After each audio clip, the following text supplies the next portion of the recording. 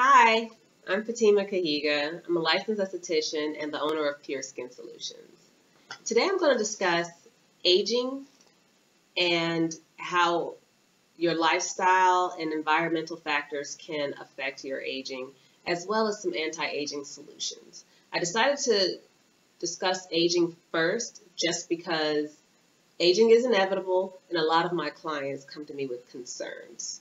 So I just want to start off by saying that as we age, the vascular and capillary walls begin to weaken and the lymphatic system doesn't work as efficient as it should.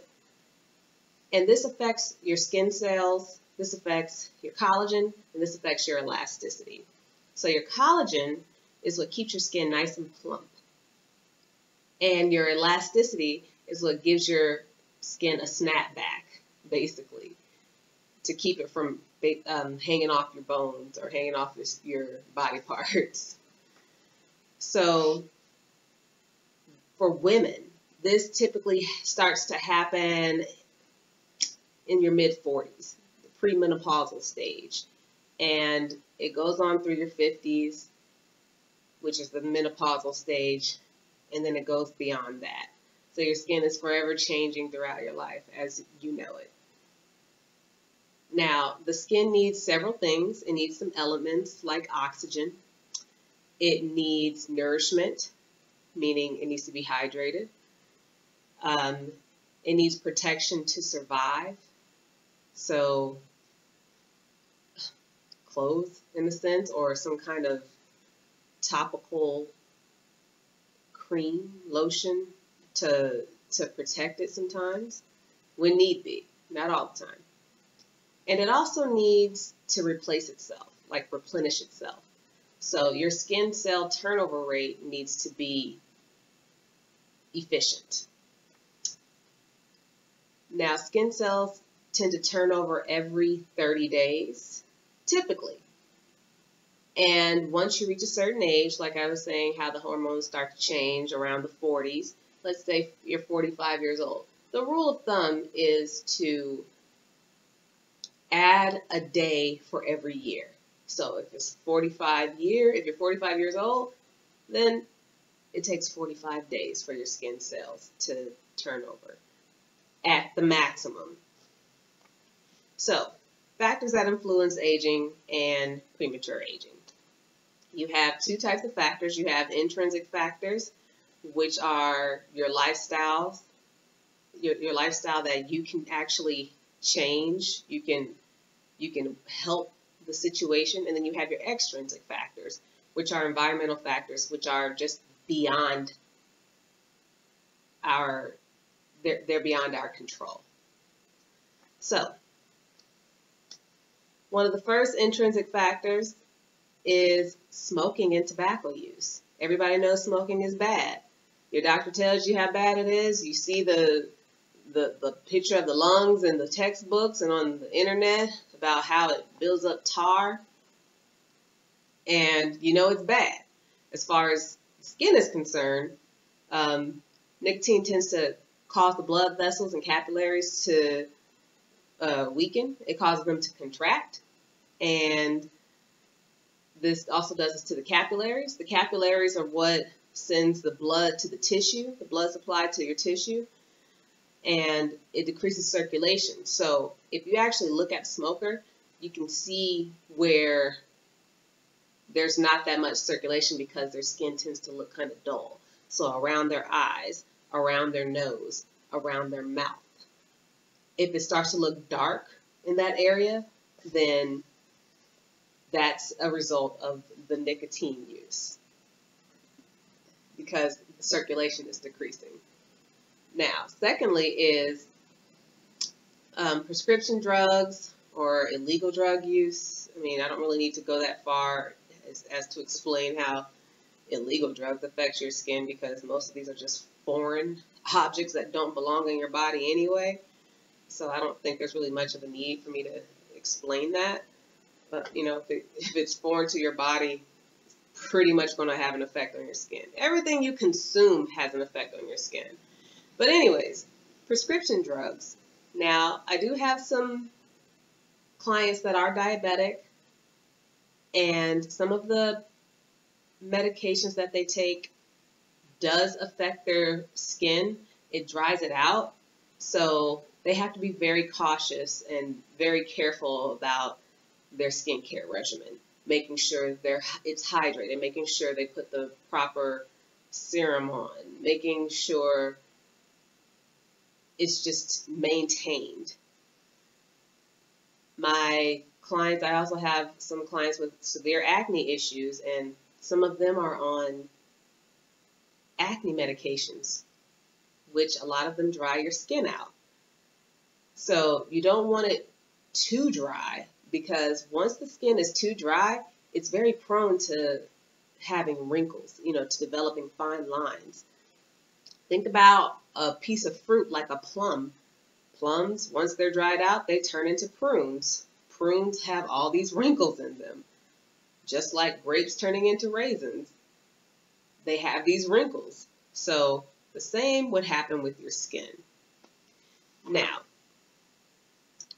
alcohol, that's another intrinsic factor.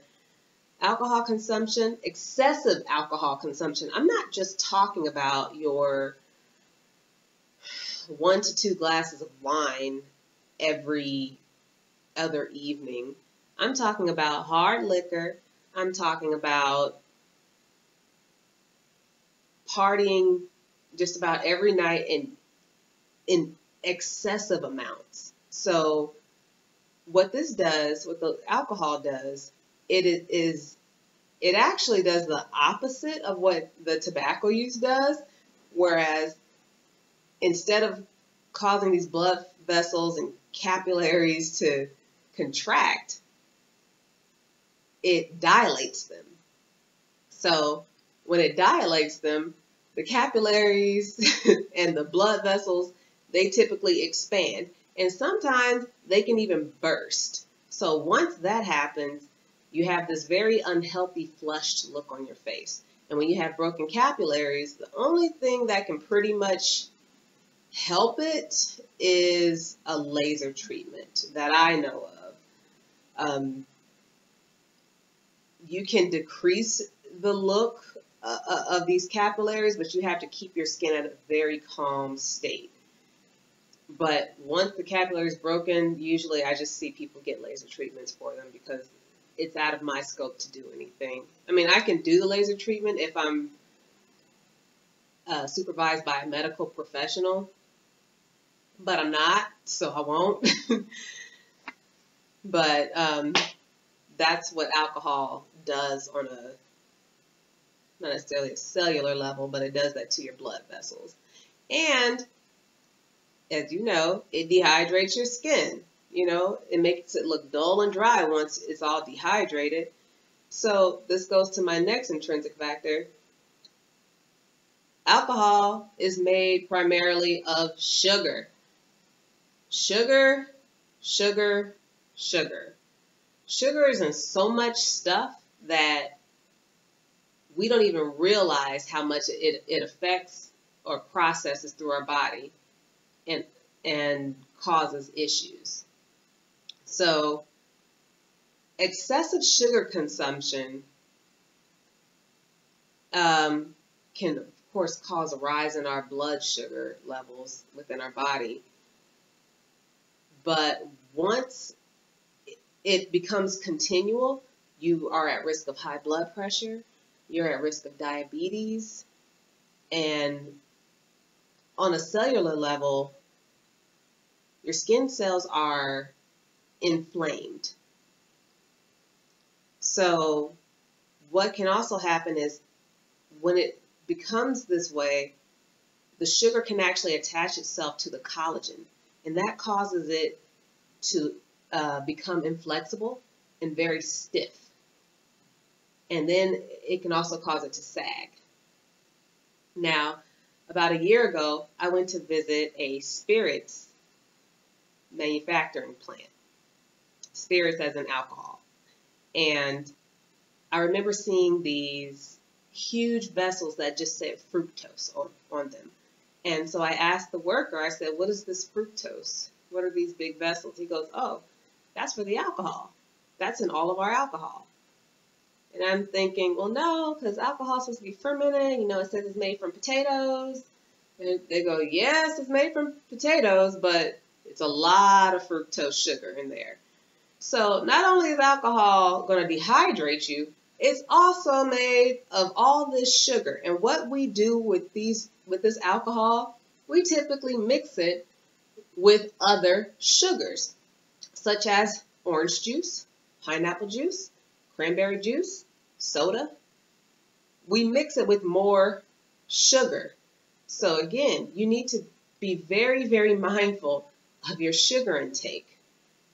Also, potatoes, pasta, rice, bread, sugar. It's a lot of sugar.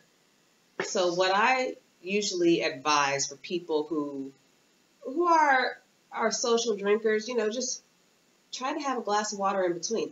That's not going to keep you hydrated because you're dehydrating yourself at the same time, but it tries to help balance things out, you know, giving your skin a break instead of you just yearning and, you know, screaming for water the next morning. And it may even help your hangover, who knows? But anyways, that's the intrinsic factors. Now, the extrinsic factors, which again are the environmental factors that are beyond our control. The very, very first crucial one is sun damage. We can't help being exposed to the sun as much as we are most of the time. So the sun is responsible for about 80 to 85% of our skin aging. That's a lot. So that's why people are very, very adamant about sunscreen, which I'll get to in a bit, because that's very controversial as well. According to the U.S. Health and Human Services Department, the sun is a proven carcinogen, which means it is a proven cancer-causing agent. Now, this, you know, it's going to cause you cancer if it's excessive. Everybody is different. You know, it depends on your skin type, because if you're fair, if your skin is a lot more fair than, let's say, mine, you're more prone to burn before I am. Now, but again, it just varies. So, yes, it causes cancer. So just take heed accordingly when it comes to protecting your skin. And I'll get into that a little bit later. So the sun also causes pigment dysfunction. It causes wrinkles. It causes sagging collagen. And it breaks down your elastin. So it kind of sucks, really, because we have no control over this to an extent. So the sun is made up of 3 rays. Sorry. UVA rays, UVB rays, and UVC rays. These are ultraviolet rays. That's what UV stands for. So UVC rays, we don't even see those because they get killed off by the ozone before they even hit the earth. So those aren't important right now. But UVA rays and UVB rays. So UVA rays, what we were taught in aesthetics school was A stands for aging. UVA rays are the aging rays. These are the rays that age you. They penetrate a lot deeper through all 3 layers of skin, meaning your epidermis, your dermis, and your hypodermis. The aging rays, or the UVA rays, go straight through all 3. So these are what gives you your wrinkles, your pigmentation, you know, dysfunction. This is what can damage. This does a lot of damage. UVB rays. UVB rays, we learned that B stands for burn.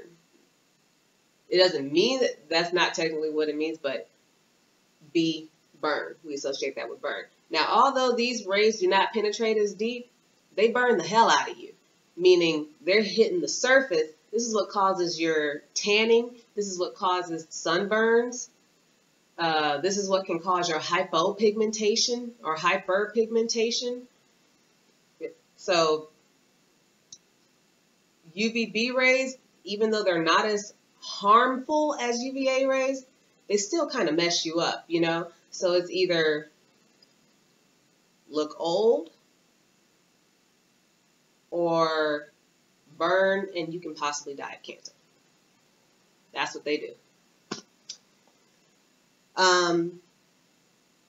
Also, these rays emit free radicals. They have free radical damage, and free radicals are everywhere. You can't even see them. They're invisible. You don't really know that they're there, but they're there. So free radicals are like these chemically active atoms and molecules, and they have unpaired electrons. So when you have an unpaired electron, the atom goes to other atoms and snatches a proton to help try to balance itself, which causes a chain reaction. So this happens everywhere, and the sun generates a lot of these free radicals. Also, back to the smoking, with one cigarette, you release over 30,000 free radicals in your body. So these are just things that we can't help. You know, we're exposed to it. Free radicals are in things like, I don't know, pesticides, and, you know, they're everywhere. So it's only so much you can do.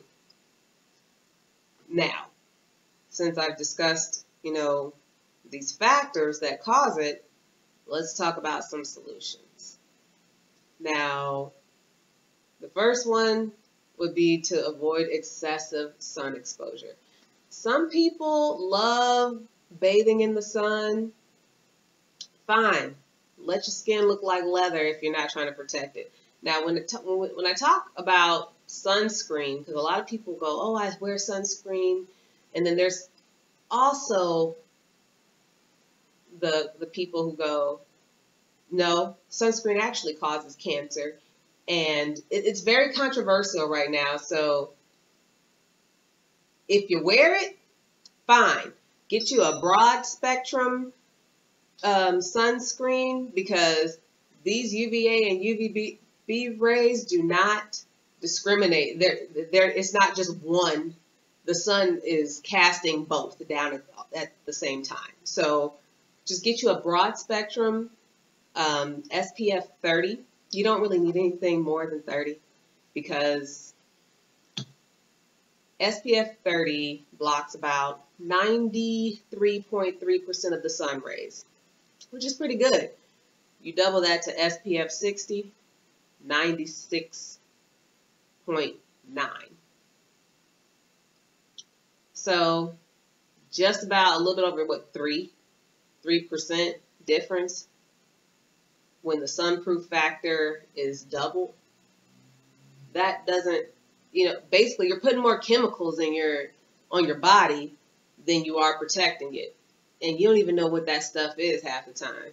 So SPF 30 is good. You know, if you have those people who want to do SPF 100, SPF 80, I wouldn't recommend it because it's just more chemicals. But if you want to, you know, use one, SPF 30 is good. Good enough. Other than that, if you don't like wearing sunscreen, you better buy you a hat. Get you some light clothing with some sleeves. They have some sunproof long sleeve shirts. You probably have to find them at like a Dick's Sporting Goods or an Academy or something. You know, someplace that lets you know it's sun protected fabric. Also, try to maintain a healthy diet. It's okay to do things in moderation. If you want your sugar, if you want, your meats and dairy, that's fine. But I always encourage people to drink water. What did they say? They try to say as much as you weigh, you divide that by 2, and that's how many ounces you're supposed to drink. Fine, if that's fine if you can do that. I just try to do a gallon of water a day because I know that keeps me hydrated. So I think that's pretty fair, You want to exercise, try to keep your skin, you want to keep that blood circulating. The more you keep your blood circulating, the more youthful your skin starts to look, the longer you get to keep your elasticity, the better that collagen production. You want to avoid excessive alcohol. We discussed this. Try to have a couple of a glass of water in between your drinks. You don't want to dry your skin out. Rest. Rest is essential. When you do not have rest, it starts to show, which means the skin under your eyes starts to get puffy. And once that starts to get puffy, this skin right here is very delicate. And once it gets stretched out, it's over. It's over. You're going to have to get surgery for that because nothing can really help that when people start to get the bags under their eyes. Now, dark circles, that's a different story kind of.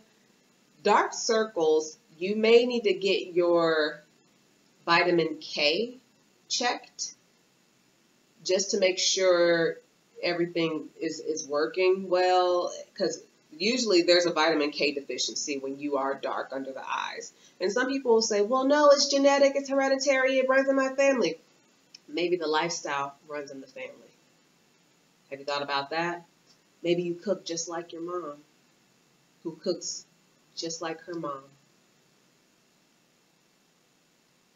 And that, I'm not saying that they don't cook healthy, but maybe it just lacks the vitamin K. Also, what I learned was that potatoes, chilled potatoes, potato slices on the eyes actually help lighten those dark circles. I have a book that's called Beauty Emergency 911, and this book gives you free and cheap ways to help your skin. So when I was reading it, it said for dark circles, you want to use potato slices. Now, I used them and it worked. I'm not going to lie, it did work for me. So you can try it, but I think it works. It probably won't do it all the way, like make them completely gone, but it definitely helped lighten mine up.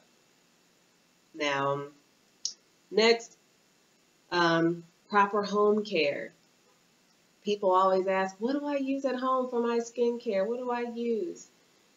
Well, as a licensed esthetician, I always say to use something professional, like a professional product, because a little bit goes a long way. A lot of these products have way more beneficial ingredients in them than a lot of the local store-bought products. I will discuss ingredients in another video because that's a whole different topic. And you will be surprised with what people put in their skincare. So, I prefer for people to use professional products. So if you just go in a spa, like a local spa, usually spas just have a professional product for retail. I have a professional product and I sell it all the time. It works really well. And I won't go over brands just because I won't, because a lot of brands are good. You can't just stick to one brand. Again, your skin is always changing, so you need to change with it. So, anyways, proper home care. So you need your cleanser. You know, if you want a good exfoliant, you know, when you reach a certain age, get you an exfoliant. Get you a serum if you have any issues. Get you a good moisturizer. Even a toner. People love to skip over the toner for some reason. But I think toners really help. They deep clean to me. Like after people take off their makeup, they go, oh, I have a makeup remover. Okay, yeah, you take off your makeup. Now put some toner on a cotton round and rub it on your face. Oh, you still see the makeup, don't you? Deep clean. I love toner for that reason. Anyways, also get regular facials. Now, I always advise people, if you have no skin issues, get you a facial once a month or every 4 weeks. Get you a facial. We do the deep cleaning. We're the ones who's maintaining stuff on a deeper level. We have the shit that you can't have. So we go and put our good shit that penetrates deep in you to help your dermal, you know, to help fix your dermal layer, to help fix your epidermal layers, to bring out the best in your skin. Do that. And if you do have skincare issues, then you probably need to just have a consultation with your skincare therapist or your esthetician just to put you on a scheduled maintenance when to come in. Some of my acne clients, I have to see them every 2 weeks because we need a week to deep clean your skin, to give you a facial, and then I need you to come in for extractions, just extractions alone because, anyways, we'll talk about acne another time. You want to avoid stress, maintain a very healthy, positive attitude about things. And that's hard, that's hard because life happens, when sometimes people have one of them Murphy's Laws days and shit just goes wrong the whole day. But just try to look on the bright side of things, it's just a day. It'll be different. It'll all change. It won't even matter 5 years from now. So, also, vitamins and minerals. Those are what help those are the antioxidants, of course, like your blueberries, your green leafy vegetables. But the vitamins and minerals, preferably minerals if you can find some good ones, because your body's made up of 102 of them. Vitamins, these are the antioxidants that help fight the free radicals. So as things are trying to hurt our skin or, affecting us and we can't even feel it right now, we still need to be fighting with these vitamins and minerals. Now, those are solutions that you can do, and those either cost minimal to nothing. Now, when it comes to facial treatments, you can request from your esthetician or your skin therapist a facial massage with a deep penetrating serum, like a good hydrating serum, a good vitamin C serum. That helps. You can request a hydrating collagen mask or a collagen, either or, hydrating mask or a collagen mask, or if they have it in both, request that. That will help. Masks are lovely. People sleep on masks too. I like masks. They typically help penetrate your serum. It just doesn't, it It depends, basically. It just depends on what you want your skin to do, because a mask can pull out and it can also push in. You want to try some firming products. They have serums for that. They have masks for that. There's moisturizers for that as well, that help firm your skin. Firm skin is nice. Firm skin is like, it's not all delicate. I mean, this delicate skin is not terrible, but firm skin just kind of, it's firm. It's not going anywhere. It's not about to, lose its elasticity anytime soon. Alpha hydroxy acid treatments. Now, when you go and get a facial, this is pretty much what is happening. You're going to get an alpha hydroxy acid. Alpha hydroxy acid, there's so many of them, but the typical ones are your lactic acid, your glycolic acid, your salicylic acid, hyaluronic acid. Hyaluronic acid is really, really good for fine lines and wrinkles. Glycolic acid is good for aging as well. Lactic acid, we'll go over acids in a whole nother video. They're different, and they help a whole lot. But when you get these AHA, alpha hydroxy acid treatments, these are usually put into some of the enzymes which are in your facials that your esthetician gives you. If all else fails and you got some money to spend, you can get some advanced treatments. Now, advanced treatments such as like light therapy. Some people do the LED light. That helps. I've seen really good results with that. It's not too pricey, but there's other things that are pricey, such as laser treatments. Some people get the full laser resurfacing where they have to pretty much act like a hermit crab for a good week or two, because they just had basically the whole epidermis lasered off. So now their skin looks all fleshy. And that's tough. It's expensive, but your skin comes out beautiful, and very youthful looking.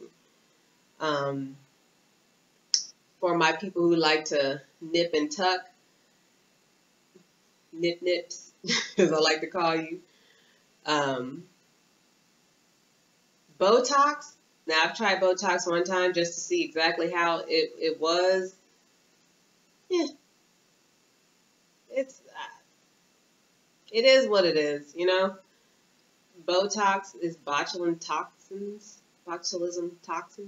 So you are putting toxins in your skin, in your body, but what it pretty much does is it freezes or paralyzes the muscles in your face. So it does kind of fill in the little fine lines. And derma fillers, basically, Botox goes above the eyes, from the eyes above. Fillers go from the eyes and below. So fillers are in like your smile lines, and if your cheeks are a little droopy and you want them to come up a little bit. All I say is, if you're going to get that, try the minimum. Do not let some of these people talk you into getting all these units. Some of you don't even need 200 units of Botox, because once you get it, sometimes you have to maintain it if you get too much, and you're constantly going to have like this pulled look to your face, a real tight, artificial tight look to you, where people will look at you and go, oh yeah, she's had work done. She's had work done. Sometimes it's okay to have like a small little line, a small little dimension in your face. You can't just look pulled back the whole time, because that doesn't look real. It doesn't look genuine. Skin doesn't work like that. So you can do that. When it comes to the eyes, I forgot to say, women or men, it doesn't matter. Around your mid to late 20s, that's when you should start investing in an eye cream. Just because people don't realize how much they smile with their eyes. You do a lot of facial expressions. Your eyes this closes a lot. You know, it just, there's a lot of strain on those muscles. Unless you get Botox, then you just kind of look bland. Not bland, but you look like you have no expression. But what I also suggest, my 20, I'm going to say up to 35-ish, from 20 to about 35, well, 35 and younger, well, 34 and younger, please do not use anti-aging products. Your skin is not there yet. When you do that, your skin is going to get so used to those products that by the time you do reach a certain age where your skin does start aging, because your skin, again, it's going to get, just like medicine, your skin can get immune to products. Once that happens, you have to start using stronger products. And I've seen some strong products. I will not touch them. You wait and wait and wait as long as you can before you feel like you really, really need these products. Because the stronger they are, yeah, they're going to affect your skin, but your skin will eventually become immune to the effectiveness of it. And also, another thing that people should do, change your skincare according to the seasons. So if it's winter, use something a little bit more heavier if your skin tends to dry out. If it's summer, use something a little bit lighter. You have to change. You do it with your clothes. You wear jackets in the winter. You don't wear them you wear shorts in the summer to keep things balanced. So why not do that with your skincare? But that's all for today. You know, I hope I wasn't everywhere. And I'm sorry, I'm at my spa and I'm in front of a window, so a lot of people walk past. Some people like to wave because I know people, you know, I know the local people, and I'm sorry that they're kind of distracting me, but it is getting a little late over here, so